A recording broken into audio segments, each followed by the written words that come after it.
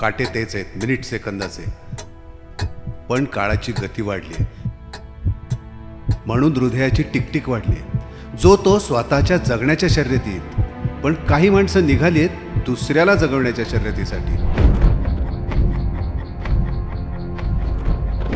ज्यांना गती या शब्दाचीच ओळख नाही अशा अगतिक आदिवासींसाठी महागडी 4 चाकं घेऊन नव्हे, तर पर्यावरणाशी मैत्री जोडलेल्या 2 चाकांसोबत.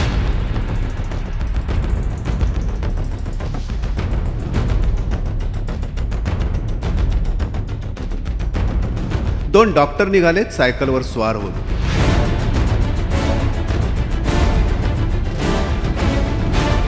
रामदर्शनाला, अर्थात रॅम या अमेरिकेतल्या रेसला. त्या दुर्लक्षितांना रेसमध्ये आणायला. RAM, race across America. 35 वर्षापासून होत असलेली ही स्पर्धा 4800 किलोमीटरची. अमेरिकेच्या पश्चिम किनाऱ्यापासून पूर्व किनाऱ्यापर्यंत.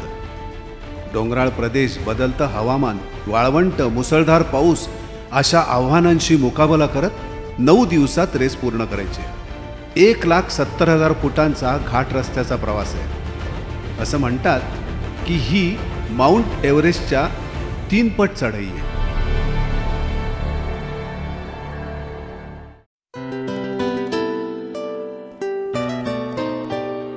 तर हे दोघे डॉक्टर, सख्खे भाऊ, डॉक्टर महेंद्र आणि हितेंद्र महाजन. महेंद्र आहे दातांचा डॉक्टर, पण ही दंतकथा नाही. हितेंद्र आहे भूलतज्ञ, पण तरीही या भूलथापा नाहीत.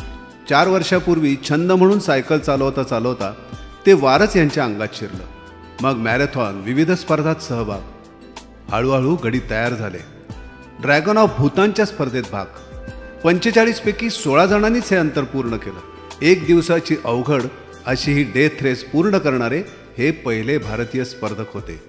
दिल्ली, वाघा बॉर्डर दिल्ली 1000 किलोमीटरची स्पर्धा जिंकली.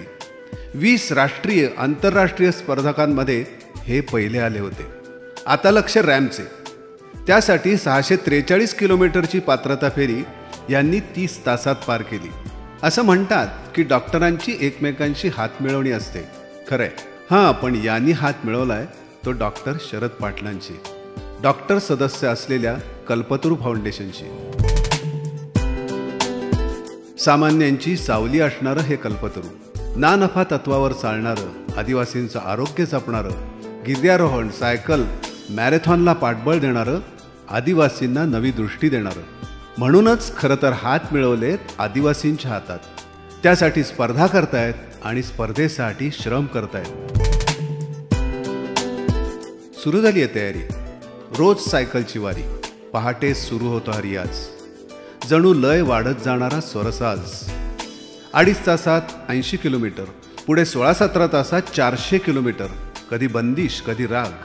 हळूहळू दोघे मिळून 1000 किलोमीटरची जुगलबंदीही. आणि होम ट्रेनर बरोबर रविवारी घरीही. आता या विहारासोबत आहारही सांभाळायचा आणि रोज रुग्णसेवेचा भारही उचलायचा.